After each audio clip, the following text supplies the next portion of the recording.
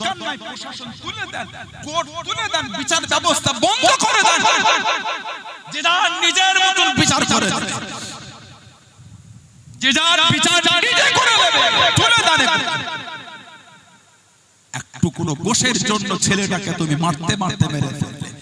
এখন তো আন্দোলন হচ্ছে না, জাস্টিস ফর সাবি, জাস্টিস ফর হরিয়ানা, এক দাবি এক আইন, হরিয়ানার মুখ্যমন্ত্রীর পদত্যাগ। কই আমার সমাজের ভাইগুলো একটু মিছিল করলে হতো না? অবশ্যই আমার বোন আরজিকর যাকে হত্যা করা হয়েছে তার বিচার হওয়া উচিত, যে হত্যা করেছে তাকে ফাঁসি দেওয়া হোক, আমরা দাবি তুলেছি। কিন্তু আমার ভাই সাবিরের জন্য একটু আন্দোলন হবে না? আমার ভাই সাবিরের জন্য একটু আন্দোলন হবে? ভারতবর্ষে এক টুকরো গরুর গোশতের থেকে মানুষের জীবনের দামটা কম। এক টুকরো গরুর গোশত একটা মানুষের জীবনের থেকে দামি। বর্তমান ভারতবর্ষের সিচুয়েশন তৈরি হয়ে গেছে। কথা ঠিক বলছি না ভুল বলছি বলেন? গত কয়েক মাস আগে, এক মাস কম বেশি আগে, বাংলাদেশে একটা ছাত্রদের আন্দোলন তৈরি হয়েছিল। সেটা তাদের অন্তর্দেশীয় ব্যাপার, ঠিক না ভুল? তাদের অন্তর্দেশীয় ব্যাপার। আমাদের ভারতবর্ষের বিশেষ করে কলকাতার কিছু দাঙ্গাবাজ মিডিয়া যেভাবে খবরগুলিকে নেটে পরিবেশন করছিল, লজ্জার কথা বলার মতো নয়। লজ্জার কথা। সংবিধানের চতুর্থ স্তম্ভ হচ্ছে মিডিয়া, প্রেস। সংবিধানের চতুর্থ স্তম্ভ হলো মিডিয়া, প্রেস। তাদের চরিত্র যত নোংরা, বাংলাদেশের হিন্দু ভাই বোনগুলি তারা সোশ্যাল সাইটের ভিডিও করে করে ছেড়ে পড়ছে। আমাদের দেশে এই অশান্তিগুলো হয়নি কেন? আপনারা ইন্ডিয়ার মিডিয়া এগুলো দেখাচ্ছেন, হিন্দু ভাই বোনগুলি মিডিয়ায় ভিডিও দিচ্ছেন। দেখেন সত্য না মিথ্যা বলছি বলেন? আমার ভারতকে সেই দেশের লোকের কাছে কতটা নিচু করতে পারে এই গাদ্দারগুলি। আমার তো মাঝে মাঝে মনে হয় বাংলাদেশটা হয়তো ভারতের মধ্যে এখন আছে, আর ওই মণিপুরটা মনে হয় ভারতের বাইরে। এই গাদ্দার, এই সমস্ত কুলাঙ্গার মিডিয়া, এই সমস্ত দাঙ্গা লাগানো মিডিয়া, তারা মণিপুরকে নিয়ে খবর করার সময় হলো না, মণিপুরকে নিয়ে নিউজ করার সময় হলো না।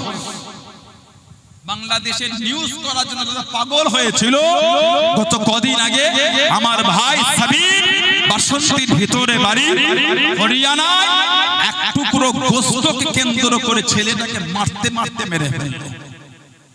বলে অতগুলো লোক ওখানে আছে, ভিডিও দেখা যাচ্ছে, ওর মধ্যে কি একটা মানুষ ছিল না? সব অমানুষ, সব একটাও মানুষ নেই যে এদের বিরুদ্ধে একটু রুখে দাঁড়াবে। সব অমানুষ, বুড়ো থেকে বাচ্চা, বাচ্চা থেকে বুড়ো, সব অমানুষ। ছি ছি ছি ছি। সন্দেহ করেছে, আপনি সন্দেহ করার কি? যদি হরিয়ানার গরুর গোশতটা ব্যান হয়, যদি ওই ছেলেটা খেয়ে থাকে, তাকে পুলিশের হাতে দেন, আইনত শাস্তি তার হবে। কথা ঠিক না ভুল বলছি? তুমি মারার কি? দরকার নাই প্রশাসন তুলে দেন, কোর্ট তুলে দেন, বিচার ব্যবস্থা বন্ধ করে দেন, যে যার নিজের মতন বিচার করে দেন, যে যার বিচার নিজে করে নেবে, তুলে দেন। একটু কোনো গোশের জন্য ছেলেটাকে তুমি মারতে মারতে মেরে ফেললে। এখন তো আন্দোলন হচ্ছে না, জাস্টিস ফর সাবি, জাস্টিস ফর হরিয়ানা, এক দাবি এক আইন, হরিয়ানার মুখ্যমন্ত্রীর পদত্যাগ। কই আমার সমাজের ভাইগুলো একটু মিছিল করলে হতো না? অবশ্যই আমার বোন আরজিকর যাকে হত্যা করা হয়েছে তার বিচার হওয়া উচিত, যে হত্যা করেছে তাকে ফাঁসি দেওয়া হোক, আমরা দাবি তুলেছি। কিন্তু আমার ভাই সাবিরের জন্য একটু আন্দোলন হবে না? আমার ভাই সাবিরের জন্য একটু আন্দোলন হবে না? হরিয়ানার মুখ্যমন্ত্রী আজকে আমাদের বাংলায় কিছু দাঙ্গা লাগানো ব্যক্তি, বিশেষ কোন পার্টির মেম্বার পথে নেমে মিটিং করছো, অভিযান চালাচ্ছ, লজ্জা লাগে না তোমাদের? নিজেদের রাজ্যগুলোর কি হয়েছে? তোমরা কোন মুখে আজকে বাংলায় এসে তোমরা প্রতিবাদ সভা করছো, তোমাদের তো প্রতিবাদ সভা করার কোনো জায়গাই নাই। ছাত্রদের আন্দোলনকে আমি স্যালুট জানাই, আমি সমর্থন জানাই, তাদের পাশে দাঁড়িয়ে অবশ্যই প্রতিবাদ করতে হবে, ঠিক না বলবো? কিন্তু দাঙ্গাবাজ লোকগুলো কি করে প্রতিবাদ করে? তোমরা কি করতে ধর্ণা মঞ্চে লজ্জা লাগে না? নিজেদের রাজ্যগুলোর কি অবস্থা? হরিয়ানায় সাবি বলে ভাইটা মারলো, করোনা প্রতিবাদ তোমাদের সরকার হরিয়ানা করে একটা পুরো গোশের জন্য জীবন নিলেন। মেট্রিক টন টন গরুর গোশত বিপির সাপ্লাই হয়ে যাচ্ছে বিভিন্ন দেশে, তার জন্য কজনের জান নিয়েছেন বলে শিক্ষিত সমাজ মিডিয়া হচ্ছে। হিন্দু ভাই বোনেরা দেখবেন, আমি কোন ধর্মের বিরোধী না, আমার ইসলামের শিক্ষা আমাকে দেয় না, আমার ইসলাম আমাকে শিখিয়েছে অন্যের দেবদেবী অন্যের ধর্মকে তুমি গালি দিও না, ভুলবশত সেও তোমার আল্লাহকে গালি দেবে। এটা আমার ইসলামের শিক্ষা, এটা আমার কোরআনের শিক্ষা, এটা আমার শরীয়তের শিক্ষা। কিন্তু আমি আমার হিন্দু ভাই বোনগুলির কাছে জানতে চাই, গুগলে গিয়ে লেখেন, পেপার পত্রিকা খুলে দেখেন, বলে গোটা পৃথিবীর মধ্যে বিফ মিট সাপ্লাই গরুর গোশত এক্সপোর্ট করার দিক দিয়ে ভারতবর্ষ গোটা পৃথিবীর মধ্যে 2 নম্বরে আছে।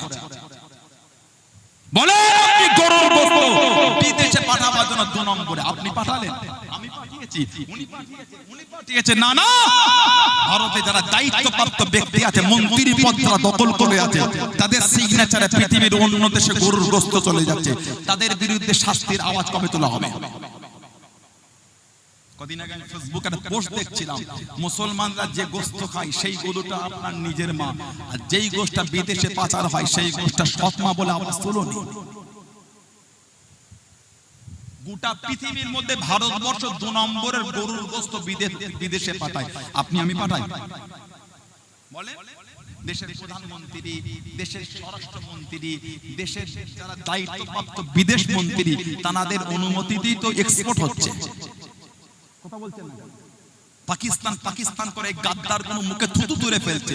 আর কদিন আগে সোশ্যাল সাইটে দেখলাম, পাকিস্তানের কোম্পানির কাছ থেকে না ইলেকট্রনিক বন্ডের মধ্য দিয়ে কোটি কোটি টাকা সাহায্য নিয়েছে। লজ্জা লাগা উচিত সাধারণ জনগণের মধ্যে, অশান্তি লাগাবার আগে। কি সুন্দর হিন্দু মুসলমান জৈন খ্রিস্টান বৌদ্ধ নাসারা দলিত আদিবাসী কাঁধে কাঁধ মিলিয়ে বসবাস করছে, কিছু দাঙ্গাবাজ জঙ্গিদের সহ্য হচ্ছে না। কাজ তো কিছু করে না জঙ্গিগুলো। মুসলমানের দিকে আগে আগুন তোলার আগে নিজের দিকে আগুনটা তোলো, জঙ্গি মেন্টালিটির লোক তুমি। চলে ভারতবর্ষ থেকে বিদেশে গরুর গোশত পাচার বন্ধ হবে, আওয়াজ তোলে, দেখবো গুরুত্ব তেজ তোমার কত আছে। সাবির বলে নিরীহ মুসলমানকে মারা সহজ, বলে আওয়াজ তোলে। ভারতের বিভিন্ন মাসনাদগুলিকে যাদের অনুমতিতে, যাদের সিগনেচারে গরুর গোশত বিদেশে পাচার হয়ে যাচ্ছে, তাদের অফিসগুলোকে ঘেরাও করেন, জানবো আপনি বাপের বেটা আপনার গুরুত্বে যাচ্ছে। নাপুংসক, গাদ্দার, জঙ্গি মুসলমানকে দেখলে জিভে লাল করে মারার জন্য। গাদ্দার গত 3 দিন আগে মুম্বাইয়ের একটা ট্রেনে 70 বছরের একটা হাজি আশরাফ, একটা মুরব্বী বাপ, তাকে কিভাবে টর্চার করতো, এগুলো দেখার মতো, এই ভিডিও দেখার মতো সহ্য হয় না। কি সম্প্রীতির বার্তা আপনি দিচ্ছেন? করেন প্রতিবাদ করতে চাইলে তাদের বিরুদ্ধে। কোন দাঙ্গা হলে, অশান্তি হলে, কিছু হলে খালি মুসলমানের নাম খুঁজছেন, লজ্জা লাগে না আপনার? শাস্তি আবার ধর্ম দেখে হয়, শাস্তি অন্যায় দেখে হয়। কোন মুসলমান কিছু করলে বল্টুটার দিয়ে ঘর ভেঙে দিলেন। হরিয়ানার ওই জঙ্গিগুলোর ঘর বল্টুটার লেগেছে, মুসলমানের ঘর বল্টুটার দিয়ে ভাঙতে খুব মজা লাগে। মুসলমানদের বাড়িতে বল্টু জাল দিতে মজা লাগে, একটু দাও, একটু লাগা। কি জুলুম, কি অত্যাচার!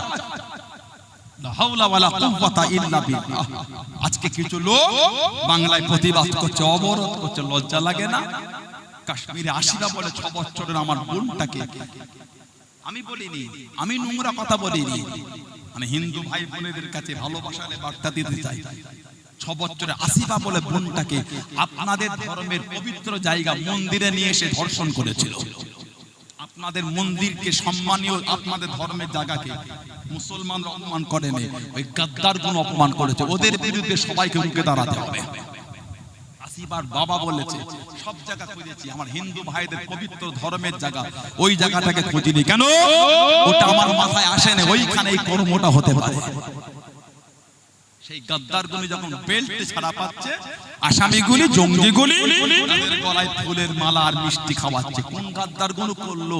তারা আবার বাংলায় মিছিল করছে, আর যে করে শাস্তি হতে হবে। লজ্জা লাগে না তোমাদের? গত কয়েক বছর আগে রাজস্থানে মালদার আমার ভাই আফরাজুল বলে, ভাই আফরাজুল এক জঙ্গি, শম্ভুলাল বলে একটা জঙ্গি, শম্ভুলাল প্রকাশ্য মিডিয়া লাইভে আফরাজুল বলে ভাইটাকে থেতলে থেতলে মেরেছে। ভিডিও দেখেন না আপনারা? শম্ভুলাল বলে জঙ্গিটা মালদার আফরাজুল বলে ভাইটাকে থেতলে থেতলে মিডিয়ায় ফেসবুকে লাইভ দিয়ে মেরেছে। ওই জঙ্গিটাকে যখন জেল থেকে ছাড়া হচ্ছে, আমার দেশের কিছু গাদ্দার আর জঙ্গিকে সাপোর্টকারী মেন্টালিটির ব্যক্তিগুলি তারা ওই শম্ভুলালকে গলায় ফুলের মালা আর মিষ্টি খাইয়ে ছাড়িয়ে এনে তাকে আবার ওনাদের পার্টি থেকে ভোটে দাঁড় করিয়ে দিল। সেই সমস্ত নোংরা হিংস্র ব্যক্তিগুলি বাংলায় দাঁড়িয়ে যে আরজি করার হয় শাস্তি দিয়ে হবে। নিজেদের রাজ্যগুলিকে ঠিক করতে চাও, কথা ঠিক না ভুল বলছি? বলে কি দুঃখ লাগে এগুলো আমাদের। বিলকিস বানু 2002 যাকে ধর্ষণ করা হয়েছে, রেপ করা হয়েছে, পেটের বাচ্চাটাকে হত্যা করা হয়েছে, তার বাড়ির 7 জনকে খুন করা হয়েছে। গুজরাট 2002 বিলকিস বানুর এই আসামিগুলো যখন জেল থেকে আপনার বের দিয়ে যখন বাইরে বার হয়েছে, ওই বিলকিস বানুর ধর্ষণকারীদের এই জঙ্গি মেন্টালিটির ব্যক্তিগুলোকে আপনাদের পার্টির লোকেরা গলায় মালা আর মিষ্টি বিতরণ করে ছাড়িয়ে এনেছিল। আপনারা আবার বাংলায় আন্দোলন করছেন, এই ধর্ষণকারীদের শাস্তি দিতে হবে। লজ্জা লাগে আপনাদের? আয়নায় গিয়ে মুখটা দেখে নিজের মনকে বিচার করবেন আপনি কোন মেন্টালিটির। আল্লাহ ফিতনা থেকে আমাদের হেফাজত করে, বলুন আমিন। আল্লাহ জাতি ধর্ম বর্ণ নির্বিশেষে আল্লাহ সকলের মধ্যে মিল মোহাব্বত দেন, বলুন আল্লাহুম্মা আমিন। এই অন্যায়কারীদের শাস্তি হোক, বলুন আল্লাহুম্মা আমিন। জোরে বলেন আল্লাহুম্মা।